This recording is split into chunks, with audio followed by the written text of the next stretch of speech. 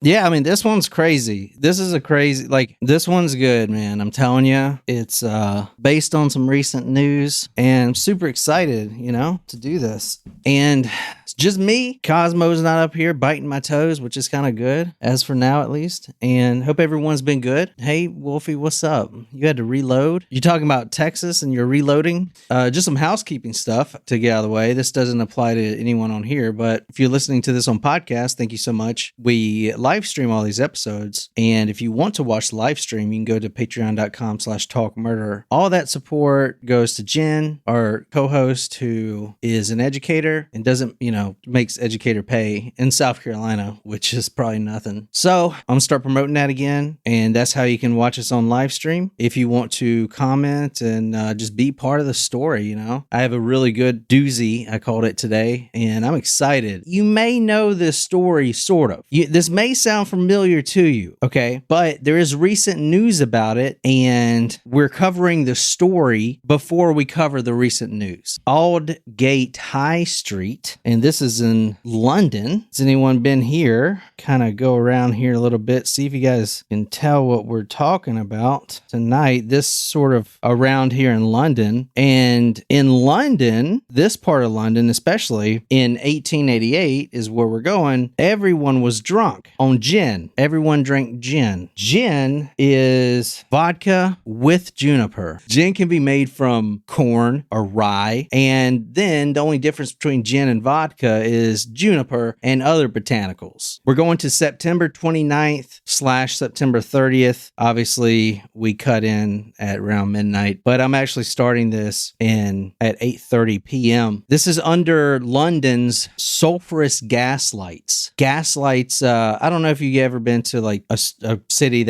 historic city that still has gas lights. I think Charleston still has them. I don't know if they use real gas though. I know they definitely don't. Those are electric. They're just for show. But there's got to be a weird smell there. Where we're going to is kind of a shady part of town. There's a lot of poverty, and there's a lot of drunkenness, and there's a lot of unfortunates, homeless people sleeping on the street, people having sex on the street. It's nasty, it's dirty. We're talking about London as a whole. Not much has changed, but it's nasty and dirty. Plus, you're pretty close to the Thames, and just that smell alone. I mean, I think I saw a statistic before. There's at least 10,000 bodies that have been thrown into the Thames since the last century. Anyway, right. But other than the gas lights, which don't give off a lot of light, this part of town especially is extremely dark. The homes and the apartments there at 8:30, they may be burning gas, or they may be burning like a lantern to read or something like that, but they don't have much illuminating light. The whole place is dark, and we're talking about cobblestone streets, and there's horse shit. The police constables are using horses. Regular people are using horses. Where we're going, there's actually a stable really close by. It's just it's just nasty, in my mind at least. We're talking about a 46-year-old woman from Wolverhampton. Her name is Catherine Eddowes. Now, if you know this story, don't give it away, but this 46-year-old woman, like a lot of other unfortunate women at this time, had spiraled into this life of no employment, hustling for money, taking johns, being drunk on gin all day, not having somewhere to sleep most nights. Some nights, if they had the money, they'll put up for a room, but she is just in the worst of ways. Plus, she's 46. Let me actually tell you about her background just really quick. I just want to see if I can humanize her just a little bit for you, because she actually has a pretty depressing sort of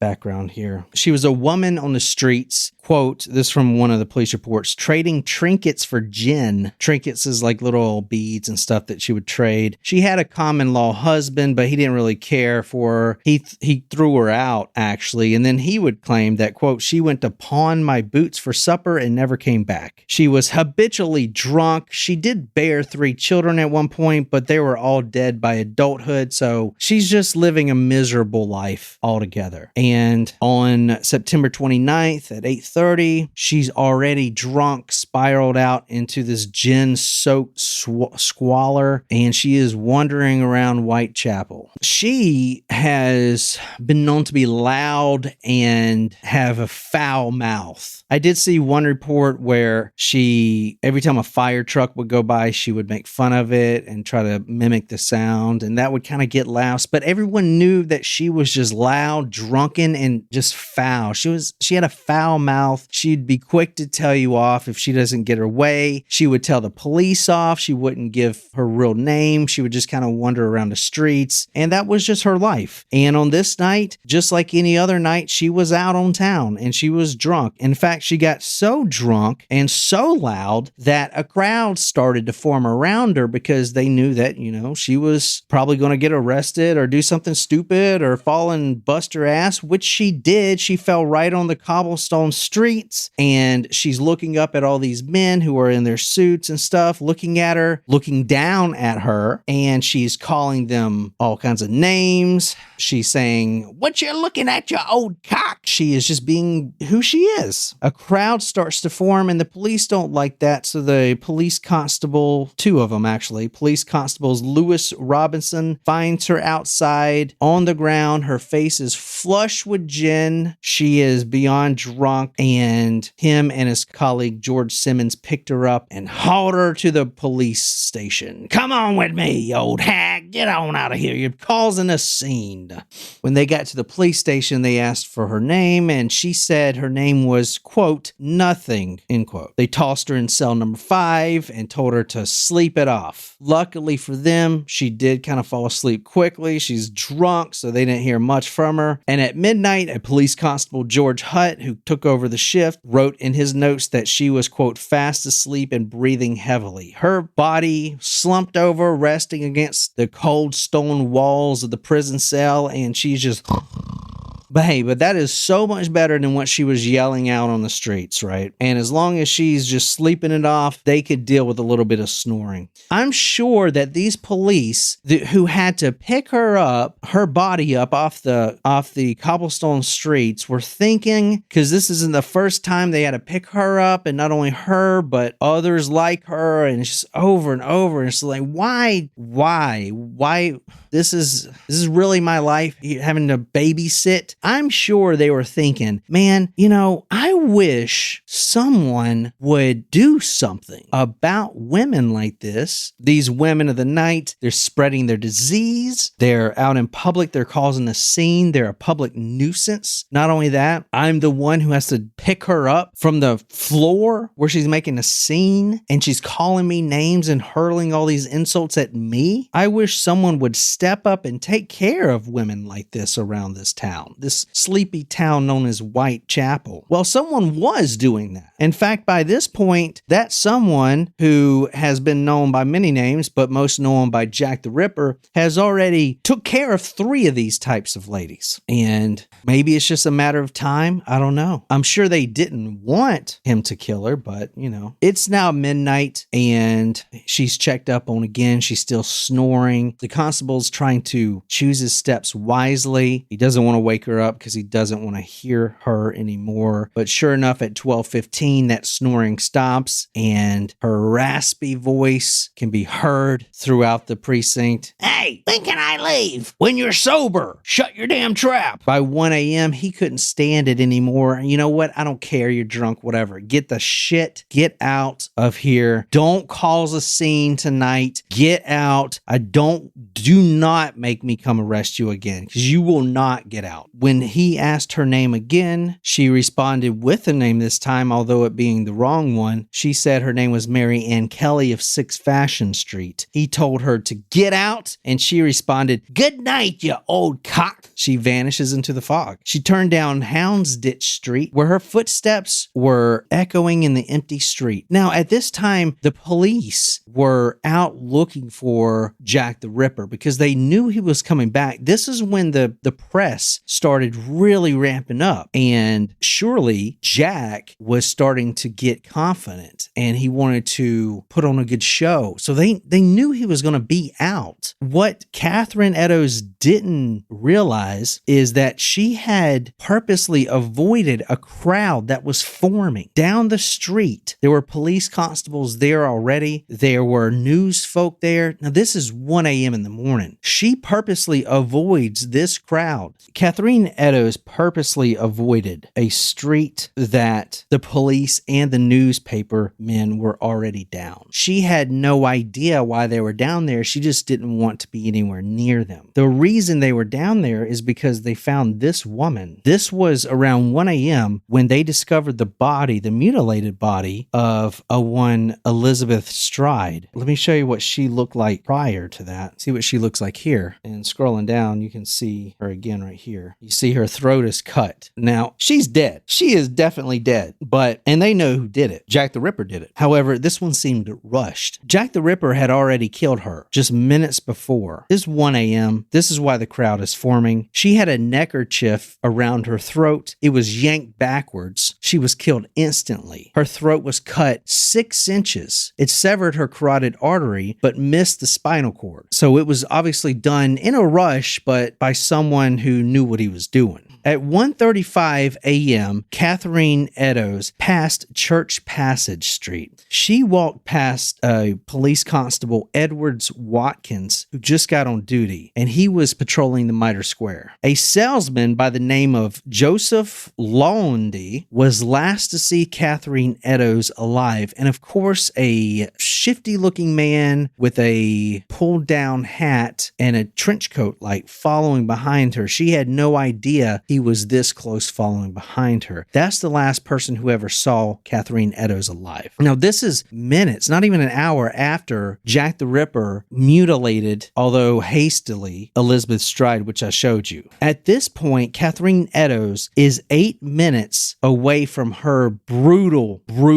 death. That's 480 seconds, 136 breaths, no goodbyes, no more drunken nights flushed on gin, no more sleeping in the cold streets, no more meeting Johns for a quick wank. She has 8 more minutes of her life. Police Constable Edwards Watkins pointed his bullseye lantern down this street where he was patrolling, and like I said, even though there were gas lights and lanterns being used, it was still really dark. There's a warehouse, and down the alley of this warehouse is where this police constable points his lantern until walking on the cobblestones, sweeping his lantern across to make sure everything's on board until he comes across what he thinks or what he soon finds is a human figure, a silhouette of a figure. I'll show you the image of what happened to Catherine Eddowes. It is almost beyond comprehension. As far as true crime photos goes, it is one of the worst. It is the most brazen and the most gruesome of all of Jack the Ripper's, well, besides the one that he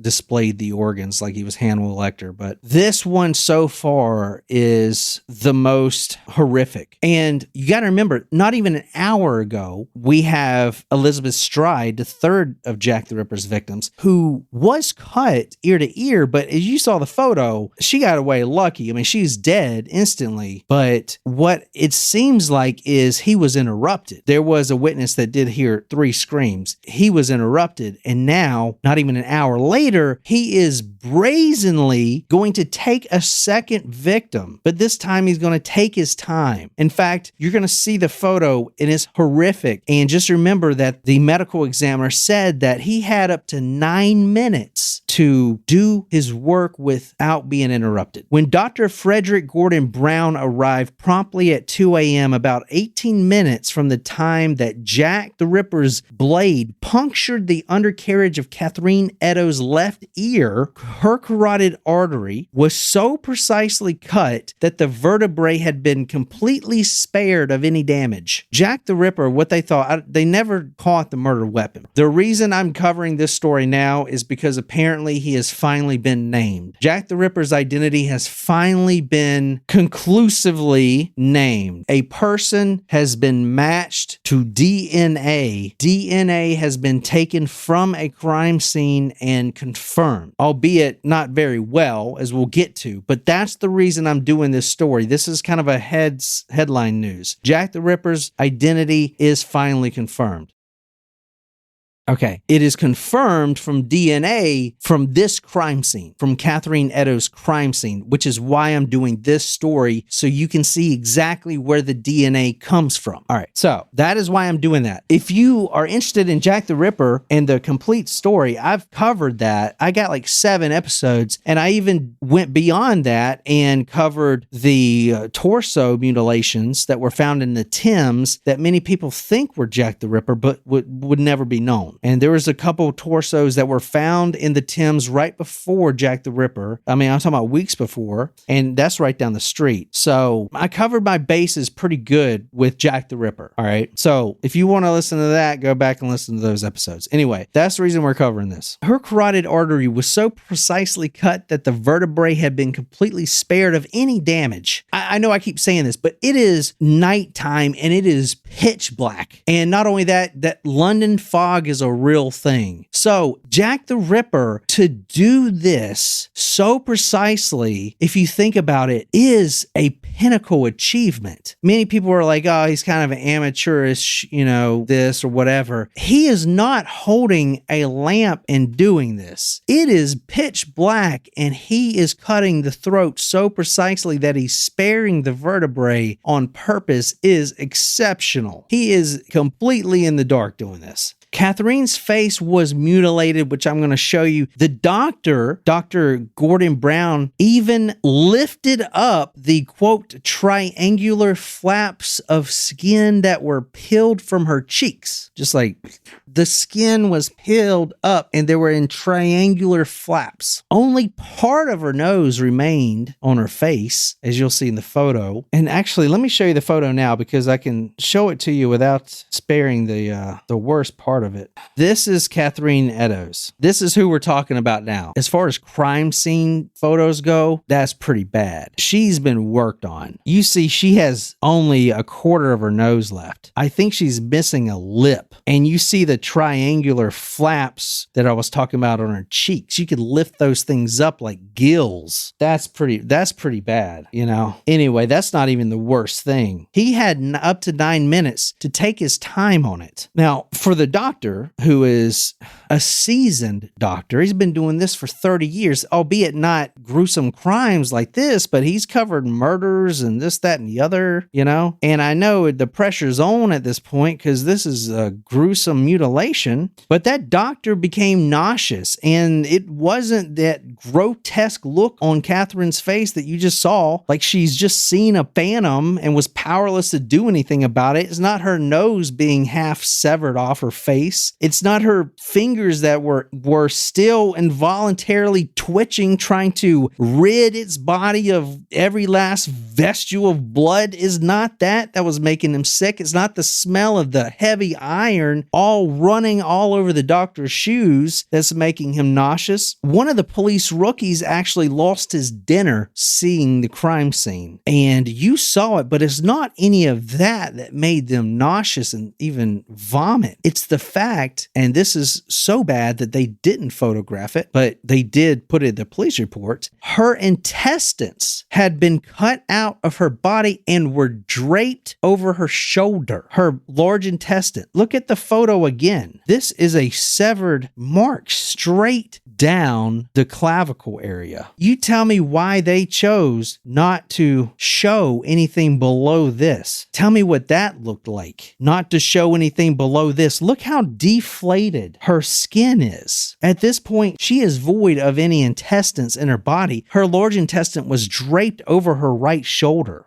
Her smaller intestine was pulled out like someone's, like if you go to like a children's party with a clown and they're like pulling out those handkerchiefs. Look at all these colored handkerchiefs. That's what her intestines were. They were just scattered all over the ground, getting in that dirt and that horse shit and those cobblestone streets, just all dirty. It was just laying there. What's interesting also is her right leg, she was propped up against the alley wall. Her right leg was twitched open on purpose. Jack actually pushed her leg open so he has room to work. They also found something extremely different than they would have ever imagined. If anyone had to write a story about, let's make it the worst brutal thing ever, that no one would ever be able to come up with this. Her left kidney had been removed, nowhere to be found. Her right one was nicked, so I guess he's not that great of a surgeon. Not only that, Catherine Eddowes' uterus was completely missing. A trophy, perhaps. Now, the kidney is really interesting. Why you would take a kidney. And I will tell you, I've been doing, I'm working on this podcast now. I'm really excited about it, but it goes like into biblical things, into like old scripture, biblical events. Anyway, from that, I know how important the human kidney is. There's a lot of verses in the Bible that mention the kidney as a specific organ and its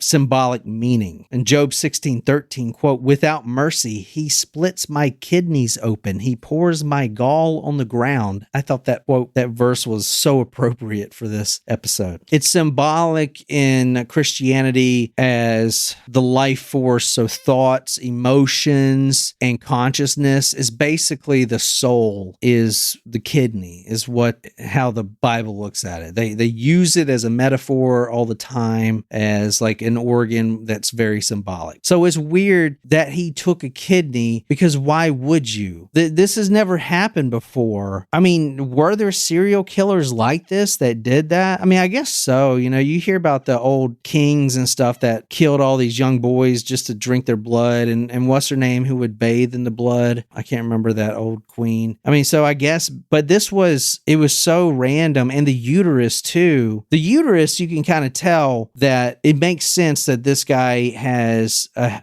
hatred against women, especially women of the night. So maybe, but the kidney is just kind of weird. So, like I said, his work was so professional and accurate, and the medical examiner said that his mutilation suggested that he was undisturbed for up to 9 minutes. And but how is this possible? He just killed someone. Did he do it? Was this a random thing, or did he need a kidney that night? Did he need the uterus that night? Was he so fixated on getting this that, the first murder, it was like rushed and didn't work. So he just ran over to the first victim and brazenly did this with cops walking around. How did no one hear this? There were police constables walking around. Perhaps they had tunnel vision and would never think that he would do 2 in a row. You know what I'm saying? Because who would? Maybe that worked for him. I don't know.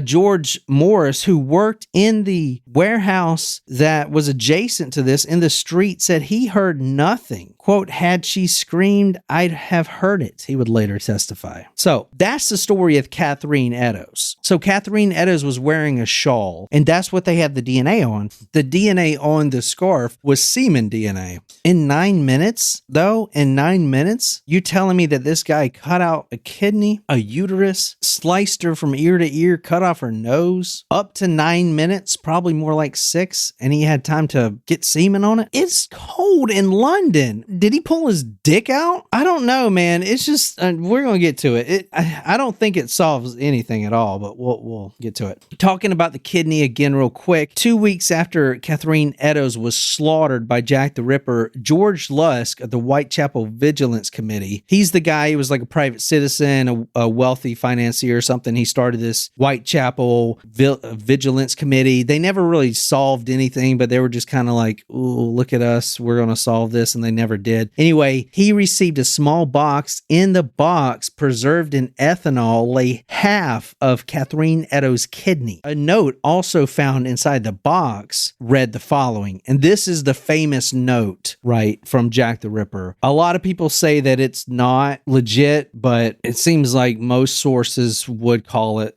legit. I'm going to show you the letter right now. It's called the From Hell letter, and I'm just going to lie. I'm just going to be honest. This thing's fucking cool, man. As far as, I hope they didn't, dude, why identify this guy, man? Like, come on, dude, you're ruining it for effing everyone. This is the From Hell letter. It says, "Mr. Lusk, sir, I send you half the kidney I took from one woman, preserved it for you. The other piece I fried and ate it, and it was very nice. Catch me when you can, Mr. Lusk. Aaron Kosminski, the Polish barber who is Jack the Ripper from what everyone's saying. Let me show you his mug right now. You see him right here. It's a pretty good photo. This is the historian Russell Edwards. This had both blood and semen DNA on it. The blood was from one of Catherine Eddowes' relatives, and the semen was not from Kosminski, though. We're about to get into it. It's actually pretty inaccurate.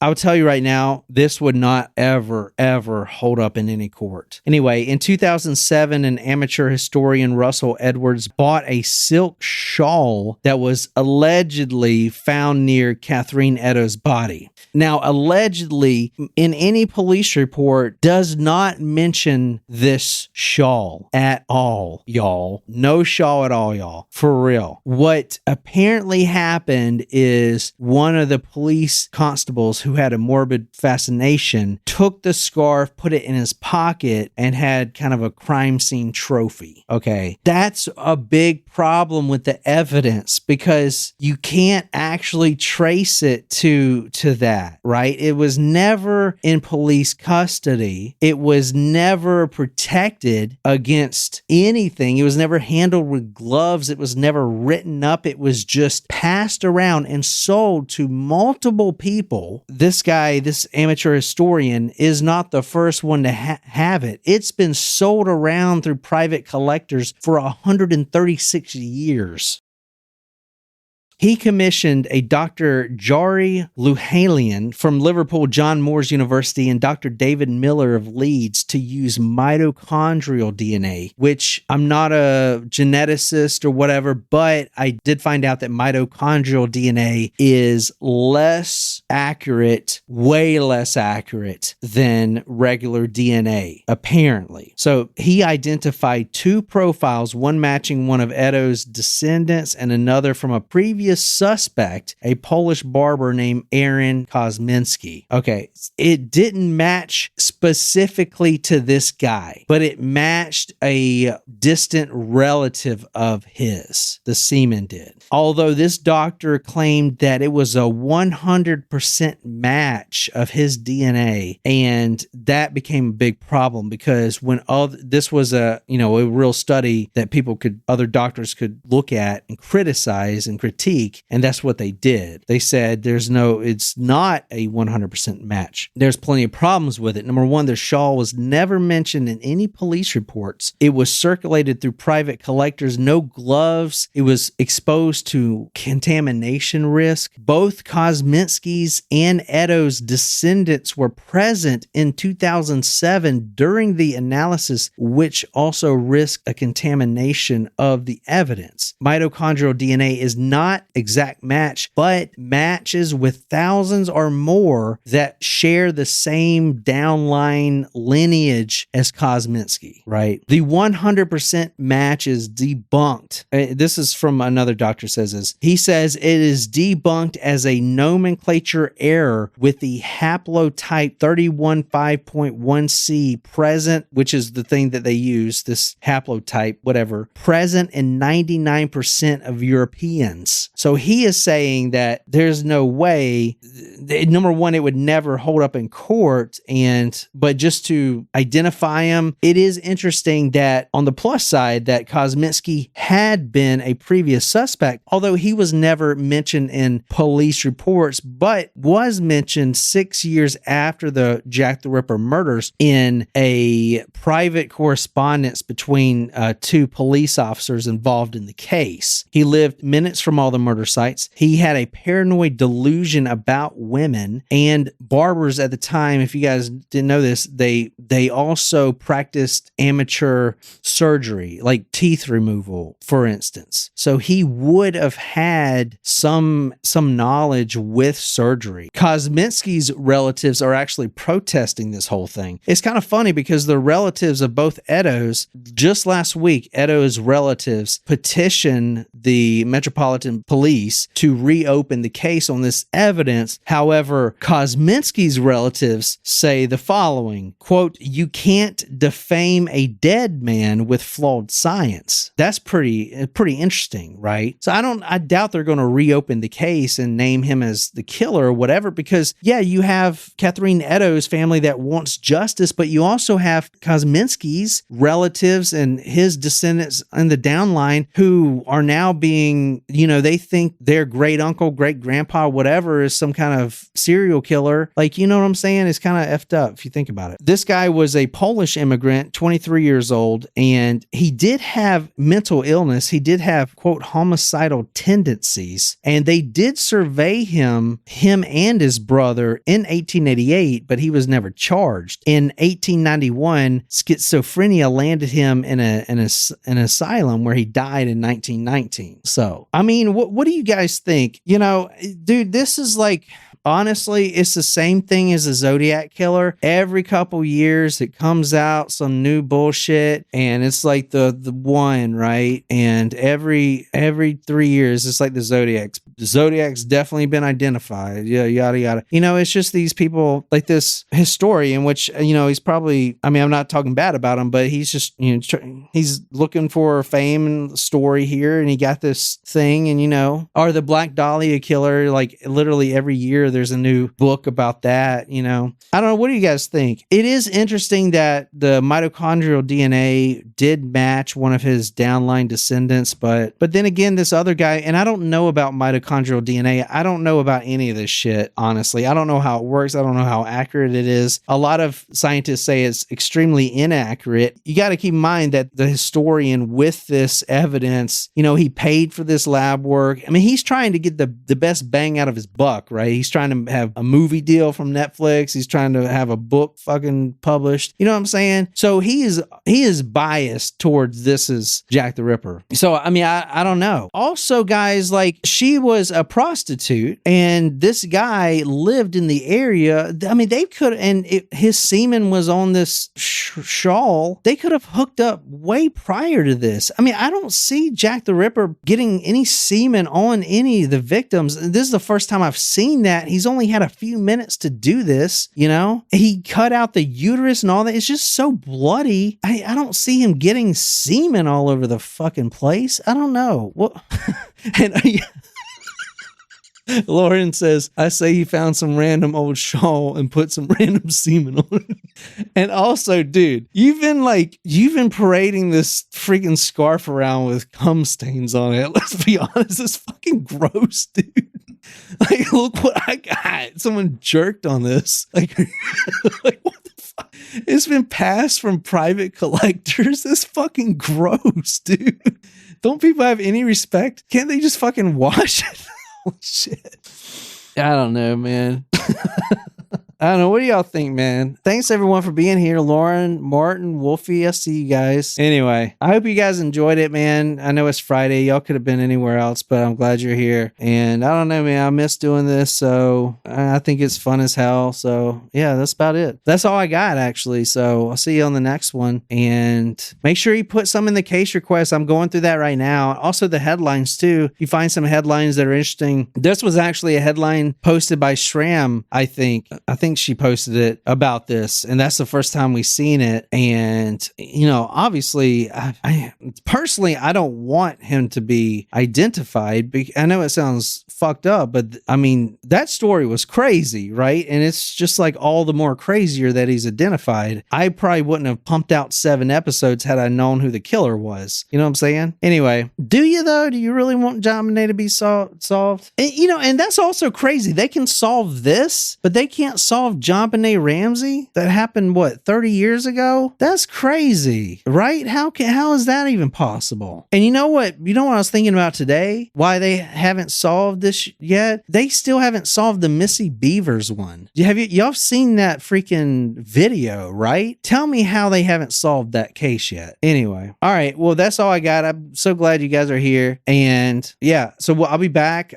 Probably, honestly, maybe Monday. Try to do 2 this week. Yeah, man. I mean, I'm into it. I'm getting back into it, and I love it. So anyway, thanks for being here. And until next time, good night, you lovely, lovely people.